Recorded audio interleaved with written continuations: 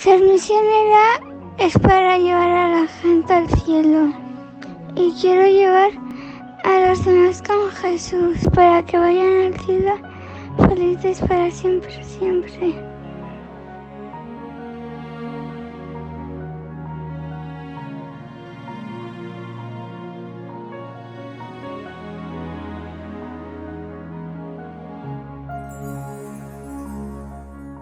Me llamo Teresa y soy la madre de Teresita. Nos casamos mi marido y yo en el 2002 y no venían los niños, entonces decidimos iniciar un proceso de adopción. Soy Eduardo Castillo, padre de Teresita. Me dedico a la enseñanza, profesor de física y química en un instituto público, y decidimos adoptar a Teresita. Mi mujer y yo, pues, al pasar ya 10 años de matrimonio y no venían los niños, pues vimos, después de un viaje a Medjugorje, que donde Ivica nos impuso las manos y tuvimos una efusión del Espíritu Santo especial, ¿no? Y había que elegir un país, elegimos Rusia porque había otros amigos que habían adoptado allí. Y nos asignaron a una niña en el 2013. El puente de la Inmaculada anterior, que ahora lo he relacionado todo, habíamos ido a Medjugorje y había sido muy impresionante. Una de las videntes nos había impuesto las manos cuando le dijimos que no podíamos tener niños. Eso fue en el puente de diciembre de la Inmaculada y en febrero ya estábamos conociendo a Teresa. Cuando la niña tenía 2 años y medio, nos la asignaron, nos mandaron una fotografía por mail y vimos que tenían unos ojos muy grandes, negros, ¿no? Y bueno, y era graciosa, ¿no? Entonces, pues bueno, nos causó buena impresión, pero había que ir a conocerla y aceptarla, ¿no? Y nada más y nada menos que fuimos a Siberia, a Sludianka, cerca a 90 kilómetros de Iskur, que es la capital de Siberia. Fuimos a la casa cuna de Sludianka y pues la niña nos recibió bien, era así, estaba un poco triste, nosotros la notamos un poco triste. Lo único que sí quizá le gustó es, yo me puse a tocar el piano y ella se puso conmigo y le gustaba, porque allí tenía clases de música. Y lo que sí notábamos es que aguantaba poco tiempo con nosotros, porque ella estaba acostumbrada a su grupo de referencia, que eran unos 10 niños por edades, y entonces ya cuando pasaba una hora ya se quería ir con su grupo, buscaba su grupo de referencia, ¿no? Nosotros al principio estábamos un poco desconcertados, pensamos que quizás no nos estaba aceptando bien y eso, pero una psicóloga nos llamó aparte y nos dijo que era una niña muy cariñosa, que era muy querida en la casa cuna, que era muy alegre y que era normal eso que estaba haciendo, porque su apego era seguro hacia su grupo. Entonces ella, cuando ya pasaba un cierto tiempo, se iba a su grupo de referencia y que no tuviéramos, bueno, que confiáramos de que ella pensaba que que iba a estar a gusto con nosotros, que era una niña muy querida. O sea, allí nosotros lo que vimos es que a los niños se les cuidaba bien, tenía música, tenía natación incluso, tenía la comida incluso, pues bueno, un día yo levanté la olla y vi que había garbanzos, lentejas, es decir, que los niños estaban bien cuidados, ¿no? Bueno, cuando la conocimos con 2 años, una muñequita, pero ella se quería ir con su grupo de niños todo el rato. Y ya cuando fuimos al año siguiente, ahí ya tuvo más ilusión con nosotros y también se veía cómo era su carácter, porque cuando en la casa cuna nos dejaban dar paseos con ella, ella le decía a su grupo de amiguitos, de niños de ahí, les decía papá, mamá, como explicando, no voy con vosotros porque me voy con papá y mamá. Y todas las cuidadoras la saludaban con mucho cariño. Ella se llamaba Angelina y la llamaban Yela. Yela, Yela. Y iba ahí, toda dispuesta por los pasillos. Lo que sí notábamos es que los columpios le gustaban mucho. Le gustaban mucho los columpios, que era feliz ahí jugando con los columpios, y el chocolate, ¿no? El chocolate ahí coincidimos los dos porque nos encantaba el chocolate, entonces me decía chocolate en ruso, ¿no? Y ahí, pues bueno, y también que iba comiendo, era muy fina comiendo, guisante a guisante, iba comiendo. De ahí de Siberia tuvimos que ir a Moscú a hacer unos papeles. Y me acuerdo eso que un día entrando en el metro había una señora pidiendo, y no sé qué le dijo ella en ruso, que la señora corriendo se marchó a comprarle un huevo de Pascua y Eduardo se lo quiso pagar a la señora, que era una mendiga, vamos, y no quiso aceptarlo. Así que a veces decía cosas a la gente que se sentían como en deuda con ella, del cariño que transmitía. Y eso también me ha pasado mucho aquí en Madrid, de saludar a gente desconocida por la calle, a señoras mayores, y que se le llenasen los ojos de lágrimas de la manera en que ella les saludaba. Y luego también nos dijeron, cuando fuimos ya a buscarla, a adoptarla, que la niña, al saber que tenía papá y mamá, como que había florecido, porque cuando la conocimos era muy menudita, y luego sí, dijeron que había florecido, que estaba más contenta. Y ahí, como eran de 0 a 4 años la casa cuna, pues le decían, ahora como ya eres mayor, pues ya te vas con tus papás. Y nada, se fue con mucha naturalidad con nosotros. Y es verdad que confirmo con mi mujer que cuando ella ya vio que tenía un papá y una mamá, engordó claramente y creció, o sea, ella se puso más contenta. De hecho, una de las segundas veces que fuimos, porque hicimos 3 viajes en total, pero en el segundo viaje que fuimos a verla, pues ella nos vio de lejos y empezó a correr y se cayó de alegría, ¿no? O sea, porque era muy expresiva, ¿no? Su forma de ser era extrovertida. También recuerdo que un día la sacamos a la nieve y se me quedó dormida. Yo ya la llevaba al cuello y se me quedó dormida. Entonces yo no estaba acostumbrada a que un niño se te pueda quedar dormido. Pero bueno, luego ya pues con el carrito la paseábamos. También recuerdo en la aduana de Moscú que, claro, como era una adopción, había una policía que estaba mirando, estaba repasando pues todos los papeles, arriba, abajo, pasaban 10 minutos y yo decía, bueno, que aquí no salimos, ¿no? Ya estamos embarcando a Madrid. De repente deja los papeles la policía, que parece que era teniente, y se pone a hablar en ruso con la niña. Estaba hablando 5 minutos con ella y de repente veo que las puertas se abren. ¡Bum! Y entonces ya pasamos, ¿no? O sea que la niña realmente abría puertas, yo creo que es la expresión, ¿no? Era muy simpática, hablaba ruso ya, tenía en ese momento pues, unos 3 años y medio, con soltura, con un lenguaje de niños. Luego ya lo perdió, porque claro, aquí por la práctica, pero siempre pues esa simpatía natural hacia la gente, saludaba a todo el mundo. Yo recuerdo recién llegada que ya aprendió muy rápidamente, entendía el castellano, o sea, le costó unos 3 meses entenderlo todo, ya empezó a hablar palabras, y lo que me costaba mucho al principio es que ella saludaba a todo el mundo. Íbamos por la calle y yo decía, bueno, yo pensaba, se tiene que dar cuenta que no hace falta saludar a todo el mundo, pues ella saludaba a todo el mundo, al cartero, a este, a aquello, ¿cómo te llamas?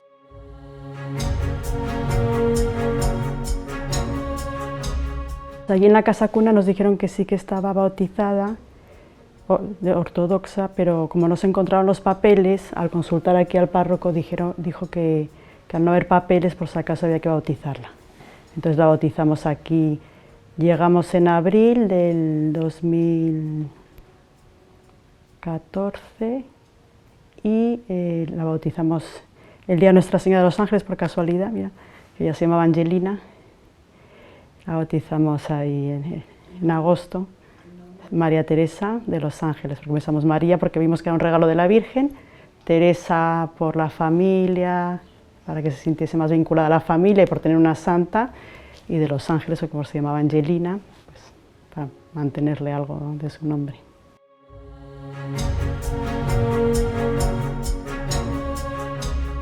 Por una parte teníamos el precedente de mi hermana, que ella llevaba a los niños a misa con naturalidad entre semana. Yo empecé a llevarla aquí también, pero claro, al principio igual hacía un poco de jaleo en la iglesia, y tenemos el párroco que es muy recto, y entonces me daba un poco de apuro, pero ya se lo consulté a él y dijo, sí, tráela, no te preocupes. Tal. Y nada, entonces la llevábamos, nosotros íbamos a diario, pues ella venía con nosotros. Y luego ya pues las oraciones de la noche, sobre todo, que sabía el ángel de la guarda. Tengo grabada, además justo tengo grabada del hospital, que una vez que le grabé las oraciones de la noche, pues el ángel de la guarda, Jesucito de mi vida, así sencillas, oraciones sencillas.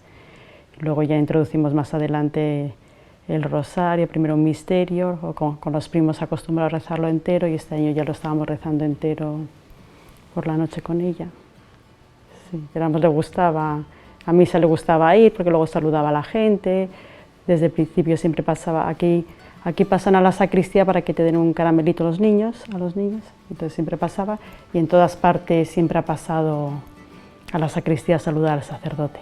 4 esquinitas tiene mi cama, 4 angelitos que me lo guardan, 2 a los pies, 2 a la cabecera, y la Virgen María, que es mi compañera, que me dice: duerme, reposa y no pienses en malas cosas. Tampoco le inculcábamos tanta oración porque ella, tampoco aguantaba mucho tiempo, ¿no? Era una niña que al principio iba a misa todos los días, era muy inquieta, pero ya el párroco nos permitió estar con ella porque la verdad es que no teníamos con quién dejarla, ¿no? Y nosotros asistíamos todos los días, pero bueno, se fue acostumbrando y sobre todo ayudaba mucho que ella al final saludaba al sacerdote. Siempre tuvo una gran amistad en la sacristía, hablaba con ellos, le saludaba, le daban un caramelo, pero a veces no le importaba el caramelo, ella quería saludar, ¿no? Todas las señoras de la parroquia la querían muchísimo, de hecho tuvimos problemas, y ya dije que está bien de regalos, ¿no? Es que llovían regalos continuamente. Y yo creo que digo, esto no es formativo para la niña recibir tantos regalos, pero bueno, la gente no podía evitarlo, que siempre pues había regalos para ella, ¿no?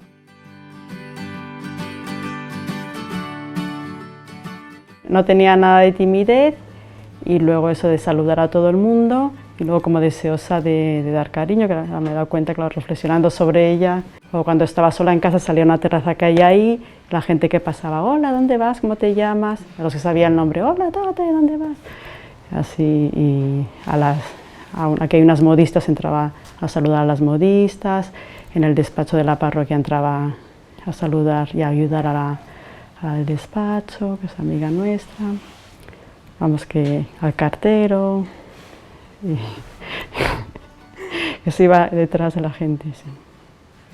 Así era. Y luego cariños, claro, era mucho contraste, porque por una parte era muy niña, de que le gustaba jugar mucho, sobre todo si iba con los niños que son más movidos, así de plan pelota y todo eso.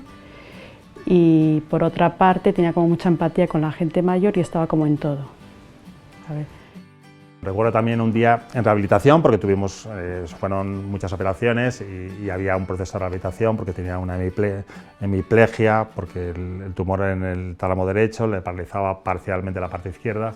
Recuerdo que llegamos al hospital de Villalba, un sitio de rehabilitación, muy triste, la gente estaba con mucho dolor, haciendo ejercicios de rehabilitación, tal, y entonces ella llega: hola chicos, ¿cómo estáis? Entonces empezó a saludar a una enfermera, empezó a saludar a una señora, y una señora comentó: esta niña tiene algo especial, ¿no? O sea, de ver un ambiente totalmente negativo, triste, alegró el ambiente, o sea, y luego yo la dejé una hora porque tenía que hacer ejercicios de rehabilitación. Ella se hacía amiga de las enfermeras, de las fisioterapeutas, lo pasaba muy bien, la querían muchísimo, ¿no? Enseguida. Y bueno, y esa era su forma de ser, ¿no? O sea, su forma de ser abierta. Pero bueno, ella daba mucho cariño, ¿no? Sobre todo también a muchas señoras mayores, las saludaba, las besaba, les preguntaba cómo estaban, les hacía sentirse importantes, ¿no? Nosotros también pues tenemos unos amigos aquí en Los Arroyos en verano, ¿no? Pues que hay una niña autista, pues ella siempre la trató como una más, ¿no? No hacía discriminaciones, con mucho respeto, con mucho cariño, y esa era su forma de ser. Recuerdo también una anécdota en Fátima, en el centenario, en los 100 años de Fátima, que había un mendigo con muy mal aspecto, ¿no? No era, incluso, bueno, ya no es por comparar, pero mucho peor aspecto que en España, ¿no? O sea, realmente yo decía: este hombre, de hecho, pues me aparté un poco, ¿no? Y a los 2 minutos vi a Teresita abrazando al mendigo, y me impresionó muchísimo los ojos del mendigo, de alegría, y que se le iban los ojos cuando la niña estaba acompañada de su prima Clara. Pues soy Teresa, la abuelita de Teresita, y no sé, quería destacar de su personalidad, que así con la facilidad que tenía para relacionarse con todo el mundo, con mayores, con pequeños, pues quería destacar también con qué naturalidad combinaba lo espiritual y lo normal y lo natural. O sea, que para ella no había diferencia entre la vida sobrenatural, que se relacionaba con Jesús, con las cosas, las oraciones, y me influyó mucho a los pocos tiempos de estar aquí con mis hijos, que me quedé una noche con ellos y vi cómo rezaba las oraciones de la noche, que se ponía de rodillas, con un ángel de la guarda, un cuadro, y con qué devoción lo rezaban los tres. Y no sé, que era una niña que combinaba todo, lo humano y lo divino, con una alegría y con una naturalidad increíble. Así, antes de llevarla al hospital, vamos, cuando estaba bastante bien, un día le dijo: pero ¿a quién quiero yo más del mundo, de este mundo? Que nos lo decían mucho de pequeñas a nosotros. A ver, ¿a quién quiero más yo? Y me quedó mirando con unos ojos así muy intensos, sin saber lo que iba a responder. Y digo: pues a Teresita, dice, y se quedó muy seria, dice: no, abuelita, primero tienes que querer al niño Jesús.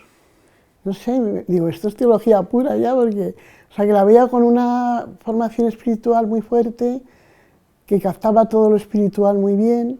Me llamo Marta, soy tía de Teresita, tía y madrina, y de Teresita recuerdo sobre todo su alegría y su entusiasmo con todo, con todo. Me acuerdo un día que hablábamos prácticamente todos los días por teléfono y un día me dijo muy emocionada: no te imaginas dónde estuve ayer, tía Marta, no te lo puedes ni imaginar. Y yo, ¿dónde? Y dice, en la adoración de niños. Hay un texto que había leído hace años de los libros de la VDCJ que me impactó mucho y el otro día me lo recordaba mi hermana, y es que es totalmente Teresita, hablando de las almas víctimas. Y dice: las almas víctimas no son las que van todo el día cabeza gacha y tristes y de mal humor. Las almas víctimas quizás las encuentre entre las almas más dicharacheras y más felices de esta tierra. Quizás sean las siempre sonrientes y quizás sean las más generosas y caritativas con sus hermanos. Y entonces Teresita era así. Me llamo Teresa de Cárdenas, soy la prima de Teresita. Por las noches nos daba un beso en la frente y nos hacía la cruz en la frente. Hola, me llamo Clara de Cárdenas y soy la prima de Teresita. Pues yo me acuerdo de que era muy servicial y le encantaba hacer favores. Muchas veces jugábamos a disfrazarnos y entonces hicimos un teatro de Navidad, pero ya cuando ella hacía el teatro ya ella estaba como un poco malita, como que le dolía mucho la cabeza y eso. Ella y sus padres con la parroquia iban a hacer como una peregrinación a Fátima. Y entonces yo le pregunté a mi madre si podía ir yo también. Entonces fui y entonces en Fátima, en donde está la iglesia, pues hay como un caminito que alguna gente la hace de rodillas. Entonces nosotras dos la hicimos, pero ella no pudo con todo. Y entonces ella aparte, pues entonces estaba allá y me animaba. Me llamo Íñigo de Cárdenas, soy el primo de Teresita. Cuando el Señor daba de comer a los caballos, que era muchas cosas para cambiar, limpiar todo, Teresita a veces le ayudaba.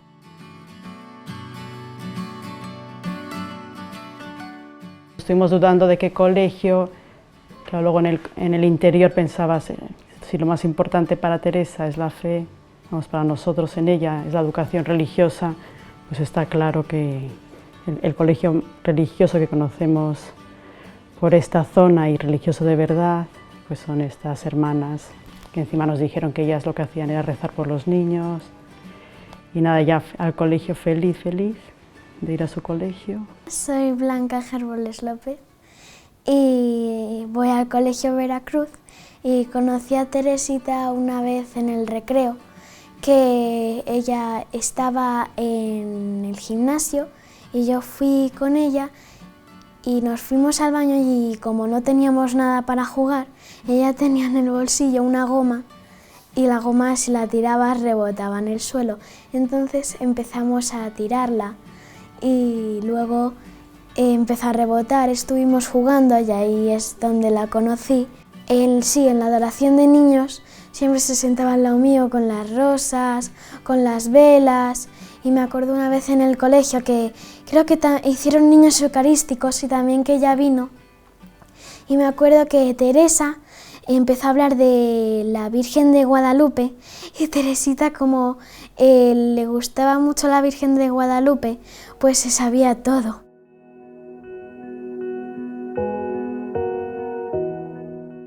Fue en noviembre del 2015. Ese verano en junio le dolía la cabeza, pero fuimos al pediatra y dijo será principio de gripe, varias veces le pasó. Luego ya pasó el verano normal y ya fue un día que le dolía aquí la cabeza, que no estaba abierto el centro médico, y digo, bueno, voy a ir a Villalba a urgencias, me acompañó mi madre, y ese día también perdía un poco el equilibrio y ya le habían hecho alguna prueba, le habían hecho un electroencefalograma, porque le había visto un pediatra y le había visto que tenía una parte de la cara, bueno, se ve que le sospechaba algo. Le habían hecho una serie de pruebas y la siguiente prueba que le iban a hacer era una resonancia. Entonces el día ese que fuimos a urgencias la niña perdía el equilibrio un poco y ya decidieron hacerle resonancia como la tenía planificada y ya ahí nos dieron como el pésame, nos lo pusieron todo muy negro. Entonces allí le hicieron una resonancia y vieron que tenía un tumor muy grande, incluso nos dieron el pésame ya, nos dieron sí, las condolencias, ¿no? Y de hecho nos trasladaron al Hospital La Paz, ¿no? Porque la cosa era seria, de hecho pues le hicieron una biopsia en enero y luego la operaron, ¿no? Y tenía 5 años, claro, porque era en el 2015 y ya es del 2010. Y nada, entonces ahí lo pusieron negro y tal, nos mandaron a La Paz, primero le hicieron una biopsia y le pusieron un drenaje o hicieron algo de drenaje porque tenía hidrocefalia y ya el tumor vieron que era de grado bajo, grado 2, pero que estaba en el tálamo, que era una zona delicada. Y ya en enero le quitaron todo lo posible y nada, salió muy bien la operación y dijeron, bueno, igual hay que darle quimioterapia y al final sí, en marzo de ese año creo que empezó la quimioterapia, que eran 18 meses. Estuvo la quimioterapia, luego estuvo un año bien como controlado el tumor y fue en el 2016 la operaron, empezó quimioterapia, yo creo que acabó el 2018 y de repente finales de 2018 le había crecido el tumor, que hizo una resonancia, le hacían recontrol y entonces decidieron operar en junio de 2019, que era justo cuando iba a ser la comunión, que yo digo, podemos retrasarlo un poco porque no sé si le van a operar en marzo, abril, mayo. Por la comunión no es peligroso, no hay problema. Entonces hizo la comunión en mayo y la operaron en junio y también quitaron todo lo posible y nada, todo controlado. Y ya otra vez a final del 19 la había vuelto a crecer. Entonces nos derivaron a Protones a Suiza. Y además allí lo hacían con mucha delicadeza, la dormían todos los días y le ponían olores para la anestesia, así con recompensas para los niños, todo muy delicadito y tal. Y muy bien allí. Y de hecho, luego le hicieron resonancias aquí y parece que iba todo mejor. Le hicieron una al día de Santa Teresa, el 15 de octubre, le dijeron que había bajado el tumor y todo. En noviembre le dieron un golpe en el colegio con un balón y le salió un hematoma a la cabeza. Entonces nos ingresaron. La ingresaron en noviembre en La Paz para ver si le bajaba el hematoma. Los médicos parecían preocupados, pero ya luego a la semana nos dieron el alta. Estuvimos aquí en Nochevieja y la niña bien y de repente un día le entró así como dolor de cabeza. Yo pensé que había cogido frío porque habíamos ido a la Plaza Mayor y ya fuimos al médico el 2 de enero y ya dijeron que nos fuéramos a La Paz otra vez.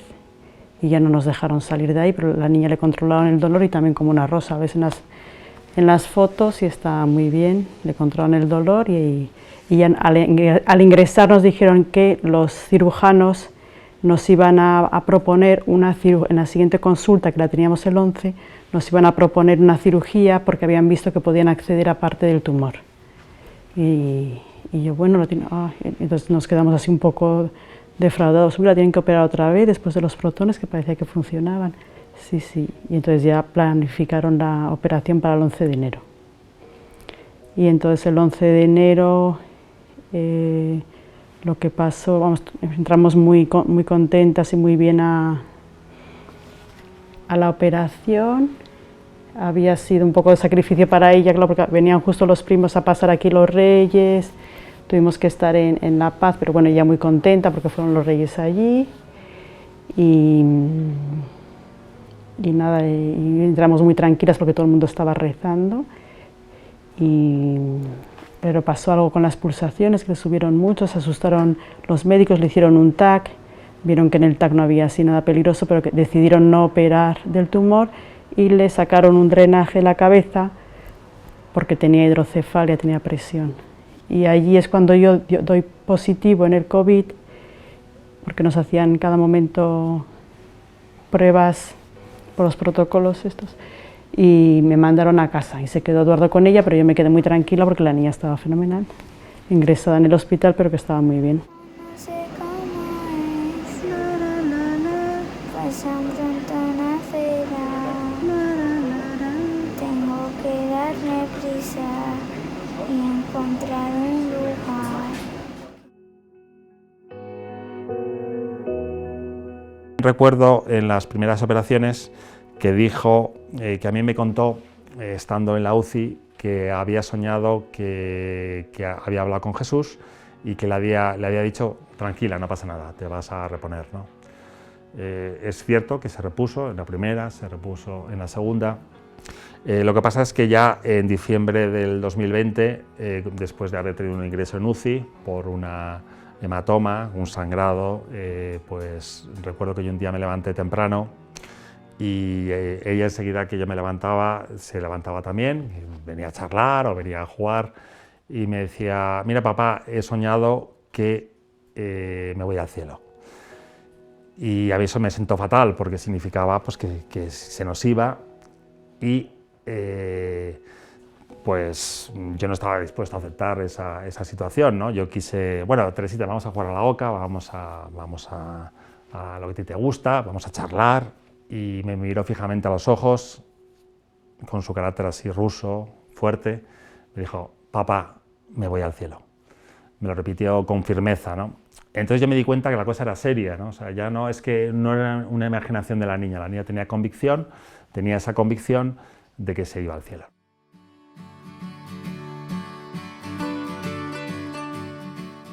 Justo un año antes de su muerte fue cuando estuvo viendo los dibujos de la Madre Teresa de Calcuta y yo es ahí cuando recuerdo que empezó a decir lo de misionera. Sí me impresionó mucho cuando vi de la Madre Teresa en dibujos, yo no lo había visto, pero ella dijo, mira papá, vamos a verlo. Entonces me di cuenta que también podía ser, estaban los dibujos tan bien hechos, con la vocación de la Madre Teresa y con un enfoque muy bonito.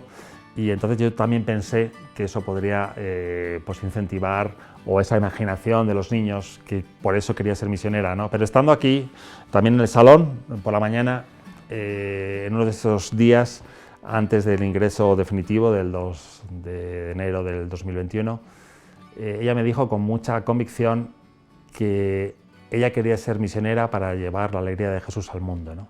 Pero lo dijo con mucha fuerza. Ella no estaba muy débil, estaba bien, y yo dije, con esta fuerza, con lo que me ha dicho, no puede ser un capricho de la niña, ¿no? Ella quería llevar a Jesús al mundo, ¿no? Entonces yo ahí vi que podía ser de Dios, ¿no? Esa vocación que ella sentía, que ella estaba, que ya pues, nos estaba repitiendo. También recuerdo una comida familiar que nos dijo a Teresa y a mí que quería ser misionera. Y nosotros lo llevamos con mucha alegría porque, bueno, pues en el fondo pues tenemos también, somos una familia cristiana, nos gusta lo de las misiones. Yo le dije, bueno, Teresita, cuando me jubile te puedo acompañar. Sí, sí, papá, me puedes acompañar, ¿no? Y así de broma, pues también la mamá decía que ella también se apuntaba, ¿no? O sea que entonces recuerdo esa alegría que sentimos y también, pues bueno, no sabíamos exactamente porque yo le dije si quería ir a Rusia, pero no había una definición clara. Le dije si quería ir a la India. Dice, no, aquí en España, me dijo, no, aquí en España. ¿Y tipo Madre Teresa? Pues bueno, sí, tipo Madre Teresa, pero no había nada definido, ¿no? Pero ella ya se le iba haciendo más fuerte ese deseo de ser misionera. De hecho, en Navidad tuvimos un retiro, que había una parte para niños, ¿no? Una catequesis para niños, y ella decía que ella estaba enamorada de Jesús, ¿no? Nunca se lo había escuchado, dice, yo estoy enamorada de Jesús, ¿no?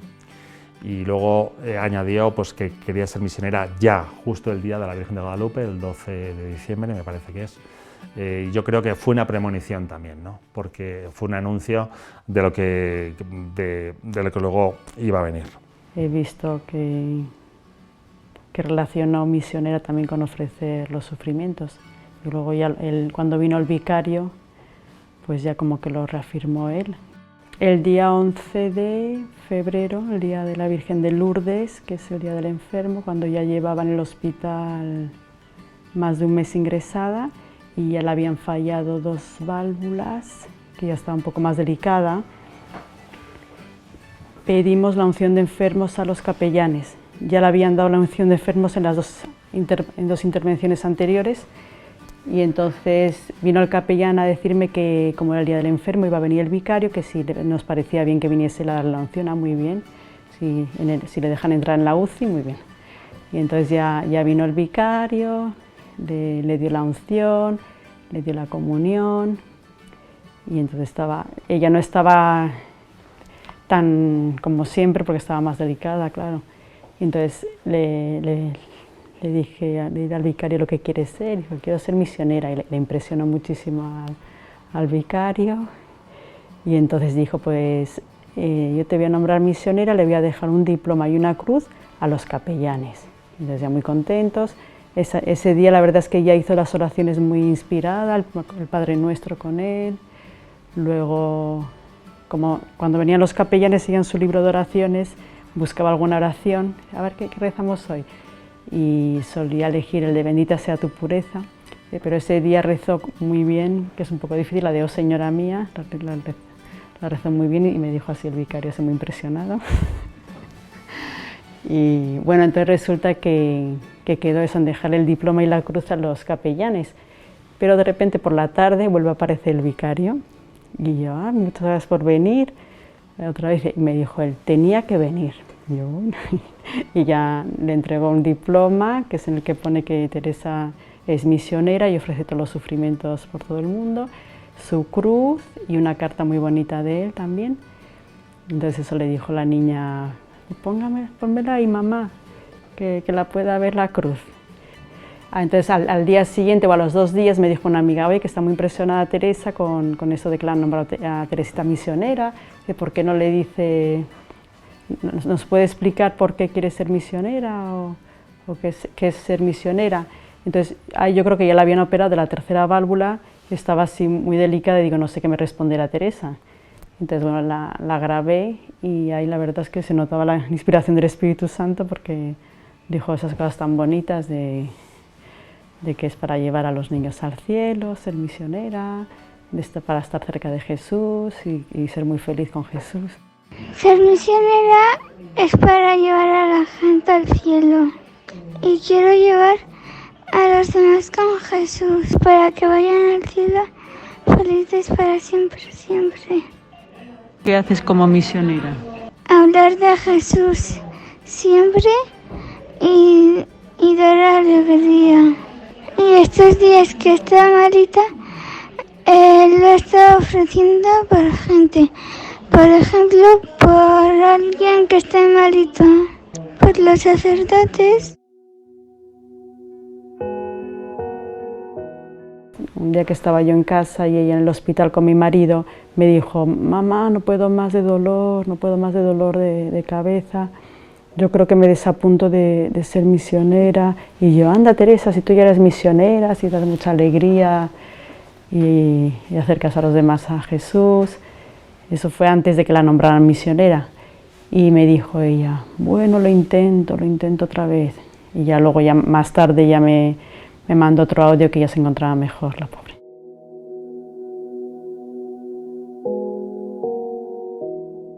En el hospital yo creo que ha habido una maduración espiritual de Teresa. Bueno, cuando ingresamos pues llevaba su librito de oraciones, todos los días venía el capellán a darle la comunión, era muy simpática con los capellanes y luego buscaban en su librito una oración y me daba mucha alegría, la verdad es que era un soplo de aire cuando venían los capellanes al hospital. Y claro, al principio pues sí que le empezaron, algún día le dio un poco de rabieta, algún PCR que le hicieron o que le pincharon. Y ya, bueno, cuando le empezó a doler la cabeza que no era tan fuerte allí, pues ya decíamos, venga, ¿por qué no lo ofrecemos? Pues por fulanito, venga, por los sacerdotes, ¿por qué no ofrecemos este dolor ya que estás sufriendo, Teresita? Venga, pues por lo menos que sirva para algo, venga, pues vamos a ofrecerlo y tal. Y ya claro, luego ya fueron muchas pruebas, ya no se quejaba.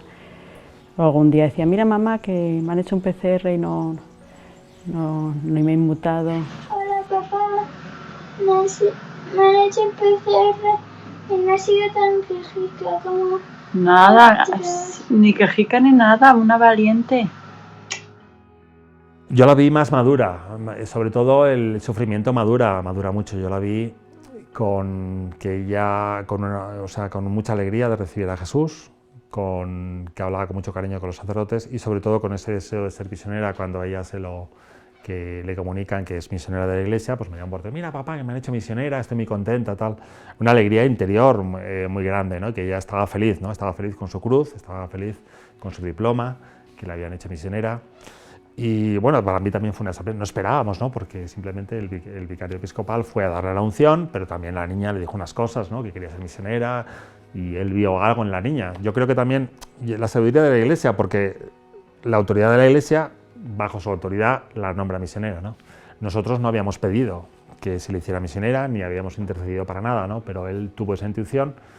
José María Calderón, el delegado de Misiones de Madrid, nos ha dicho que el Papa ha recibido con mucho agrado las noticias que le están llegando de Teresita. De hecho, pues tenemos una carta que por medio del nuncio, que nos da la bendición apostólica, el Papa, nos exhorta a llevar esta pérdida de Teresita pues, con un sentido de sufrimiento. Lo que más destacaría, después de la primera operación, venía un periodo de quimioterapia, más o menos, que duraba un año y medio, ¿no? Y recuerdo que yo venía del instituto con toda prisa, porque estaba preocupado, que era el primer día de quimioterapia, le habían puesto un portacat para no hacerle tanto daño y tal, y entonces de repente me veía a Teresita con una bolsa y una especie de rueda, de caballito, y dice, mira papá, este monopatín, mira cómo rueda, o sea, y entonces a mí se me abrió, quiero decir, ella en un momento difícil convertía irse al baño con el trípode pero decía, no pasa nada papá, que estoy aquí como si fuera un monopatín. Esa era Teresita, ¿no? Pero también era duro, ¿no? Porque luego tenía efectos secundarios, que a veces había náuseas por la noche, pero nunca, o sea, no se quejaba mucho, ¿no? O sea, lo asumía con mucha neutralidad, con mucha alegría, y siempre decía, bueno papá, no pasa nada, tal. O sea, nosotros estábamos más preocupados, ¿no? Pero con mucha, sobre todo, no sé, en la mente de un niño, lo llevaba con mucha resignación, con mucha alegría y con mucha sencillez, ¿no? Y luego a mí mi hija sí que me enseñó ese sentido de eternidad. Ella quería ser misionera para llevar a muchos niños a Jesús, a muchas almas a Jesús por los sacerdotes y para que sean felices para siempre. Ella siempre repetía para siempre, ¿no? Y yo creo que sí la ha cumplido. También una señora de estos de la parroquia, que había sido jefa mía de catequesis, me dijo, claro, el Señor lo da, el Señor lo quita, que son unas frases del libro de Job, ¿no? El Señor te la da y el Señor te la quita, ¿no? Bendito sea el Señor, repite Job, ¿no? Ojalá nosotros repitamos por dentro esto, o sea, porque claro, humanamente a veces también, ¿por qué, no? Dios mío, ¿no? O puede venirte pues una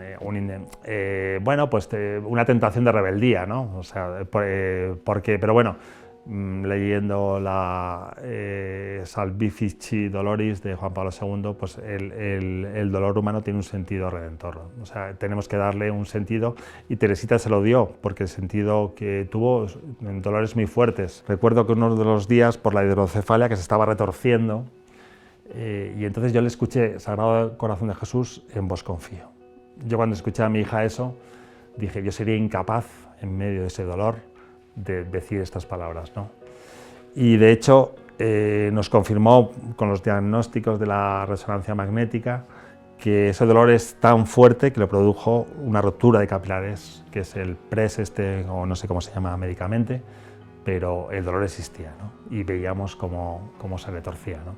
Luego es verdad, como Santa Perpetua, pues que yo creo que ya la pobre, cuando le hacían el PCR, ya la pobre pues, aceptaba todo, ¿no?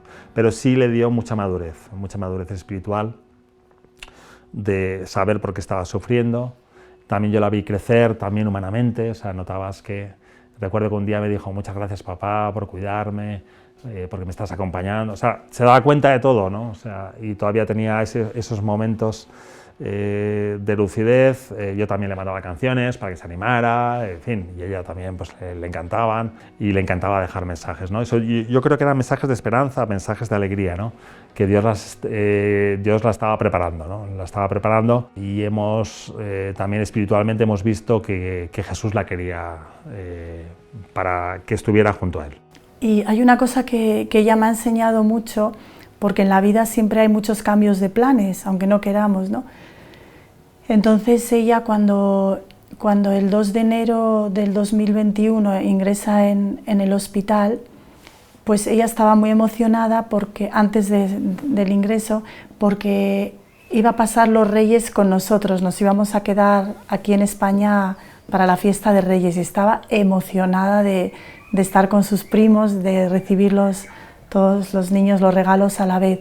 Y resulta que la ingresaron el 2 de enero y pues no iba a poder ser, ¿no? Y entonces ella, en su nueva situación, se entregaba totalmente y el 5 de enero pasaron los pajes de los Reyes Magos con el buzón y tenemos una foto de ella echando la carta con toda la ilusión, ¿no?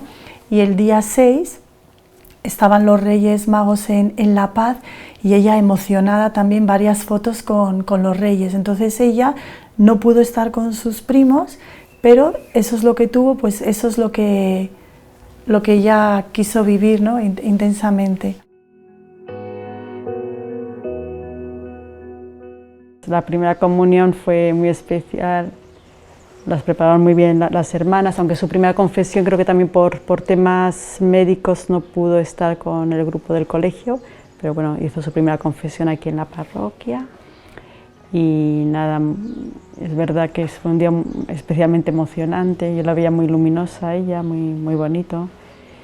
Y luego le pregunté qué había sentido, vamos, yo no me acordaba, ha sido al ordenar sus cuadernos y tal, y aquí en el libro de los recuerdos, mirándolo el otro día, vi que le había preguntado yo qué había sentido al recibir la comunión y que le había copiado yo la respuesta porque a ella le costaba escribir bien y ella me la había firmado.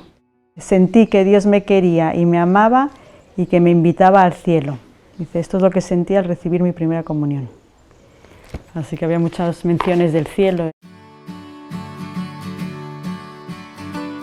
Yo he habido dos sueños del cielo.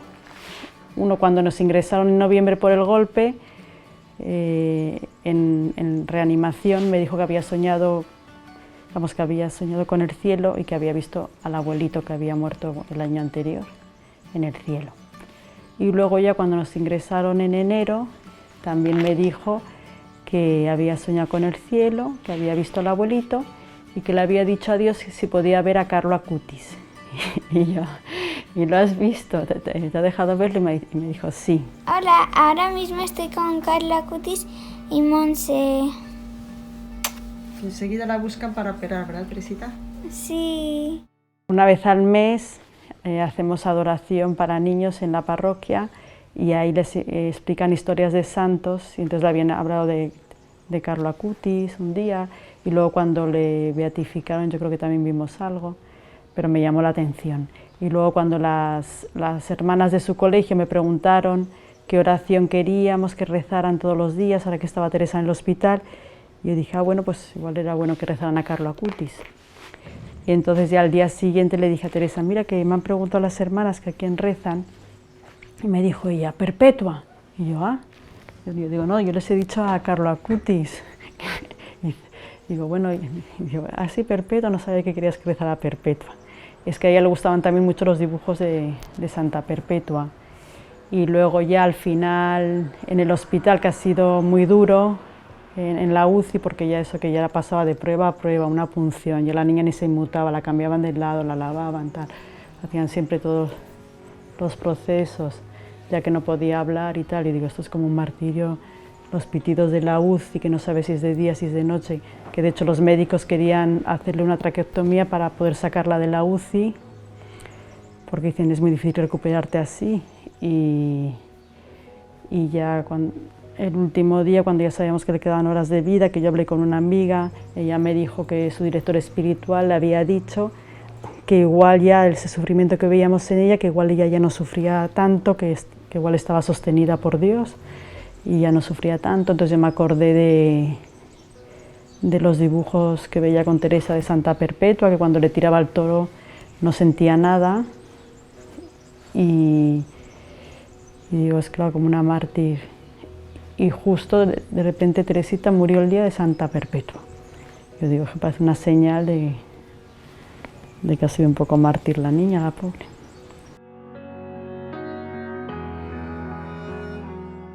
ya cuando le falló la segunda válvula, yo ya empecé a pensar, igual se la quiere llevar Dios. Cuando ya se iba a morir, ya ahí sí que le dije, venga, el último día, ya, venga Teresita, que están mis abuelitos que te van a querer mucho en el cielo, y tu abuelito, y la Virgen, y Jesús, que te vas al cielo ya con todos esos niños que han conocido a Jesús por ti, y ya empecé a hacer oraciones en su oído para ir preparándola. Las 2 últimas semanas fue cuando le habían puesto ya la 4ª válvula, que al ponérsela le había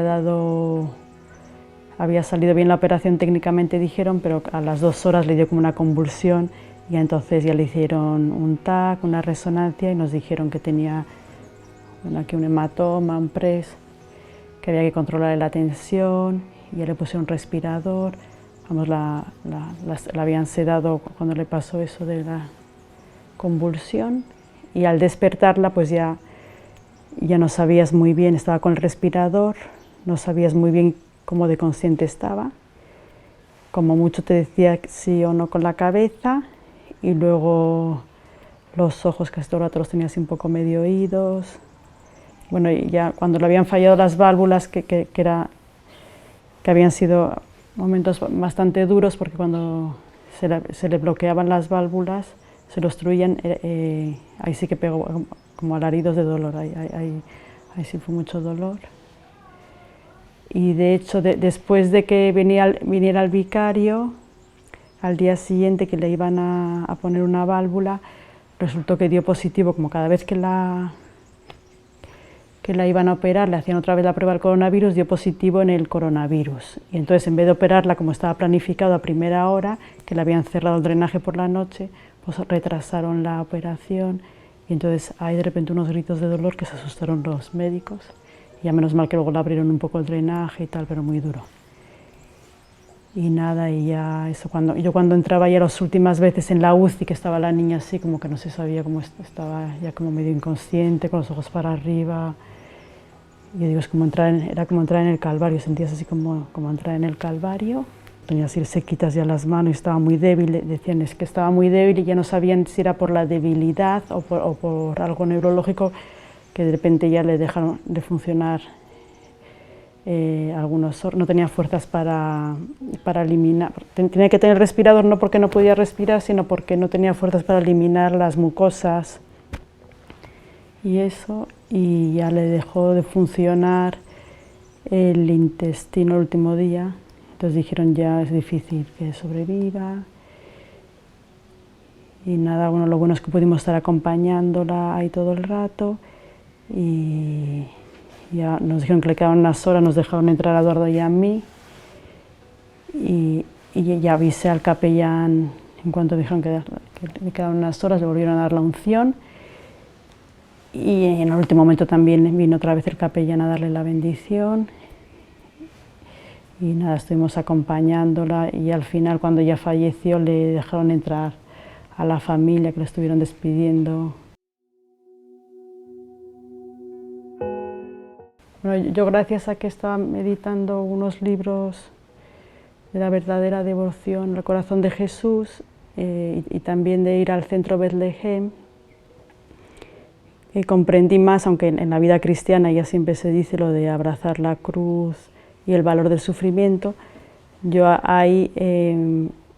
creo que gracias a eso lo he enfocado más como el valor redentor del sufrimiento. Y luego también, como todo el mundo, muchísima gente, las hermanas del colegio, en la parroquia, bueno, muchísima gente, conventos, tanta gente que estaba rezando. La enfermedad de Teresa, vamos, desde que ingresó el 2 de enero hasta el final, estaba todo en oración. Y entonces veías todo que estaba todo como dentro de la voluntad de Dios, dentro del plan de Dios, ¿no? Que no era algo como que, aparte de nuestros fallos, de los médicos, de nosotros, pues que estaba todo como en el plan de Dios. Y entonces en eso es en lo que puedes encontrar algo de paz, de decir, Dios tomó la palabra de Teresa, que se ofreció como misionera, que ofreció sus sufrimientos por los demás, permitió que pasara este calvario, porque la última parte fue bastante duro, y lo ha permitido por una gloria mayor de ella y de los demás, para llevar a los demás a Dios. Entonces, y luego, claro, la repercusión que ha tenido ahora y que ha tocado tantos corazones, es como un consuelo de Dios hacia nosotros, de decir, esto es por algo. Bueno, un poco de prueba, ¿no? Pero también el ejemplo de mi hija. Yo le enseñé muchas cosas en lo humano, en lo espiritual.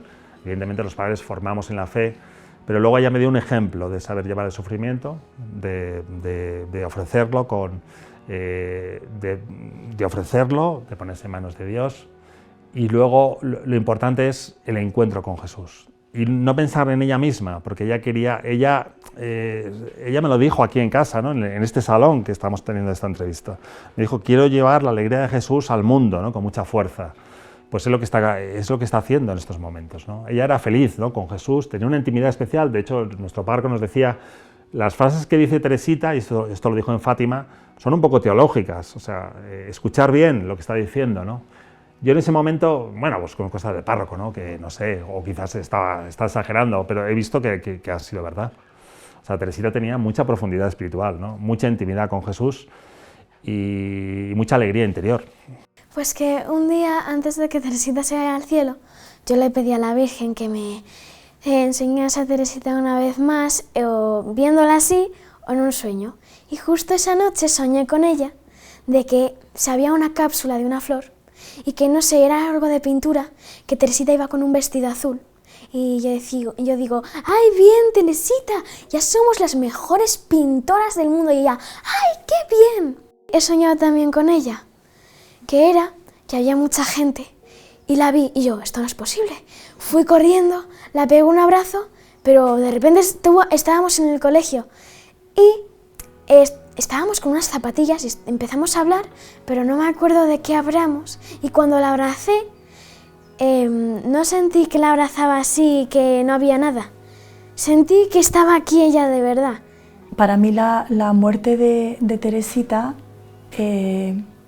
bueno, por una parte me he quedado sin la mitad de mi corazón. Pero por otra parte, me ha hecho una cosa que yo tenía en la cabeza, en teoría, sobre la vida eterna, de verdad que ha bajado a mi corazón, a mis afectos, que deseo ir al cielo. O sea, que me doy cuenta de que esta vida es nada, que solo sirve para dar alegría y ser como Teresita. Yo quiero ser como ella, y que la única vida que importa es la otra, pero de verdad. Entonces ahora ya lo siento en mi afecto, lo vivo de verdad, lo vivo fatal, pero que quiero vivir eso. O sea, que si ahora me dicen, ¿qué quieres para tus hijos, para tu familia? Para mí, yo quiero vivir mirando el cielo e intentar no pasar por el purgatorio, que mala pinta el asunto, pero de verdad vivir. O sea, Teresita me ha hecho de decir, quiero ser como Teresita y quiero de verdad ir al cielo. ¿Qué les dirías a los niños para animarles a ser misioneros? Siendo feliz, siendo amigo de Jesús y estar siempre junto a Él.